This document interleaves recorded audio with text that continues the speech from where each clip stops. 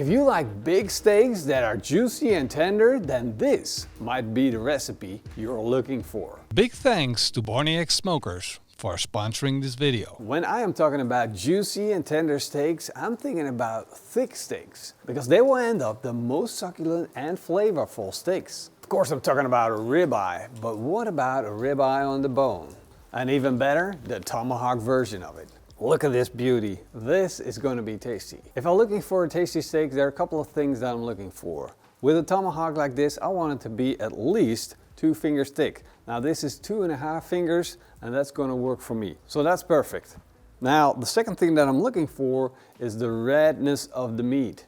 It tells me something about the age of the animal, and it tells me that it's been working, which means we're going to have more beef flavor. Then the third and last thing that I'm looking for is the intramuscular fat. And that's these white spots that you see on the meat.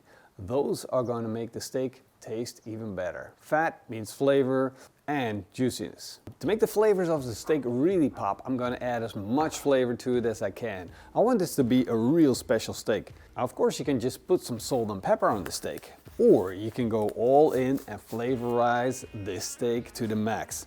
Now, that's what I'm going to do. I'm going to use a little bit of mustard, and I'm just going to take my fingers and we're going to build up a layer of mustard. Now, most of the mustard flavor is going to disappear, but that's why I'm using coarse mustard, because it has a little bit of the mustard grains, and that will make sure I'll still be able to taste some of it. If you don't like mustard, replace it with mayonnaise, because mustard and mayonnaise mostly consist out of fat. Once it's rubbed in with the mustard, I'm going to hit it with a first layer of flavor, the PITMASTERX Texas barbecue rub, and that's going to be the base layer that's going to boost all the flavors of the beef. I'm going to make sure I hit all sides, including the sides. That is starting to look good. So tasty. Then I'm going to follow it up with the PITMASTERX beef seasoning. That's going to give me a little bit of color, a little bit of paprika flavor.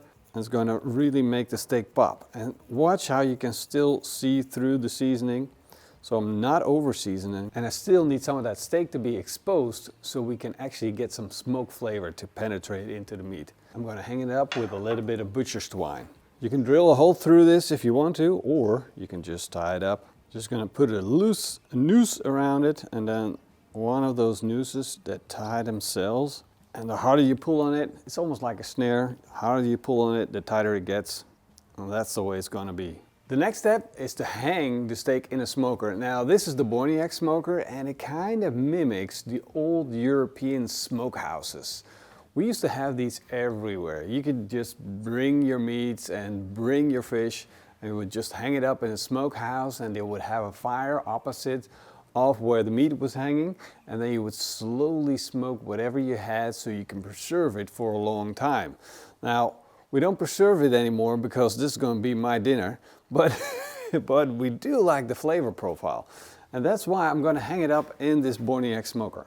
I got this little rod right here, so I'm going to make a little noose, put it on the rod inside my little miniature smokehouse. At the bottom we have a heating element and a smoke generator.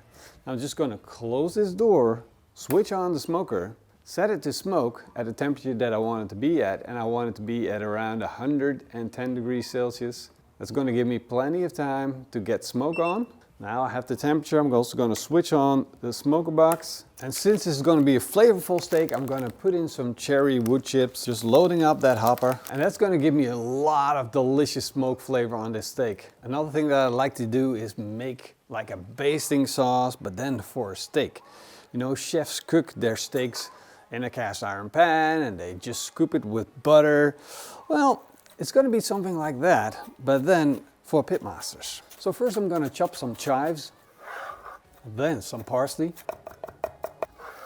and some garlic. But the most important ingredient here is the butter. I'm going to take this, put this in with the steak. As you can see, we're already picking up a little bit of smoke color. The steak, it is relaxing and it's getting flavorful. We'll just let that butter melt and we'll check back in 10 minutes. While we wait for the butter to melt, I cut off a bamboo stick, like a small one, and I cut some rosemary from the garden. Now, if you don't have rosemary in the garden, I would highly recommend it because it's super, super easy to have in your garden. Even if you forget to water it, it's going to forgive you. It's like the most forgiving thing ever. All right, the idea behind this is that I'm going to tie this up and I'm going to use it as a basting brush for the butter. Roll up that rope, get everything nice and snug tied in with some butcher's twine. The fragrance that comes of the rosemary is so super intense. It's awesome. And it's going to help when we baste the steak with the butter and we're using rosemary, we're actually giving off a little bit of the ethereal oils of the rosemary to the steak and adding flavor that way. Tie this off. My rosemary basting brush is now ready. Let's check on that steak. The tomahawk steak has been smoking for about an hour and a half, and it's time to dip the brush into the butter. And look at that butter, it's absolutely freaking delicious. And I'm gonna move the bowl underneath the tomahawk so we can catch the drippings again. And this is like a cool system. We can just, you see how the crust developed on the tomahawk steak. The beautiful ingredients that we put on with the mustard, it's not going anywhere. Kind of get to slap it a little bit. I'm going to repeat this process every 10 minutes or so just to get that beautiful crust on the outside. Now, what you can also see is that the crust with the mustard is strong enough to hold on to the steak, even though we're basting it and brushing it with butter. And look at the color change. From dry to nice and shiny, golden brown. This steak is well on its way to be done, and in the meantime we're going to make a delicious sauce to go with it. Of course, a steak is just going to be a steak, but if you serve it with something on top, just to celebrate life, then your steak is going to be extraordinary. Now, I got some delicious spring onions. I like to cut them up coarse first. That's going to make my chopping a lot easier. Less chopping, same result. I'm just going to need one of these. That's going to be more than enough. I don't need too much onion. We already have plenty of onion in the powders. I'm going to slice it nice and fine. And to make it stand out, I'm going to add half a tablespoon of gochujang. It could come over as spicy, but then just put in half a teaspoon. I promise you it's going to be worth it. By putting it in, it's going to give it a nice, rich undertone to this sauce. And then for the main ingredient is going to be roasted peppers. I'm going to chop these up. And the reason that I'm not putting all of this in the blender is because I want some structure. I want this to be something that I put on a steak that makes the steak look even better and makes the steak pop. So nice small size cubes will do the trick. There we go. And to bring it all together, I'm going to be using mayonnaise. The Dutch mayonnaises are different to other mayonnaises around the world. It's a little bit sweeter. It's almost like an American mayonnaise. But if you live in Germany, for instance, it's going to be a little less sweet. So maybe half a teaspoon of sugar, and that will make it more sweet. About a quarter cup of mayonnaise, and then I'm going to add the PITMASTERX deli seasoning. This is going to make it really pop and stand out. About a half a tablespoon is going to be perfect. And barbecue seasoning in mayonnaise is like freaking delicious. Look at that. It's just slides of the spoon, nice and chunky. That's going to be perfect. I measured the core temperature of the steak and it just hit 52 degrees Celsius core temperature.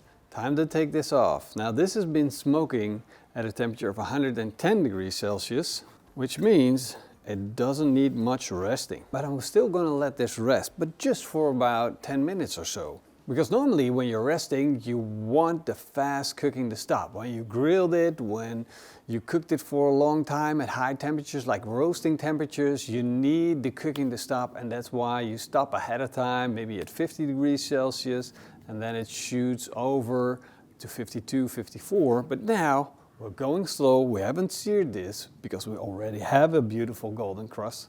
So there's no actual need to rest it too much. As a matter of fact, if we rest it too much, it's going to be cold. All right, let's slice into this steak. Whoa. Every time, every single time. Look at that, beautiful. Isn't that a beautiful thing?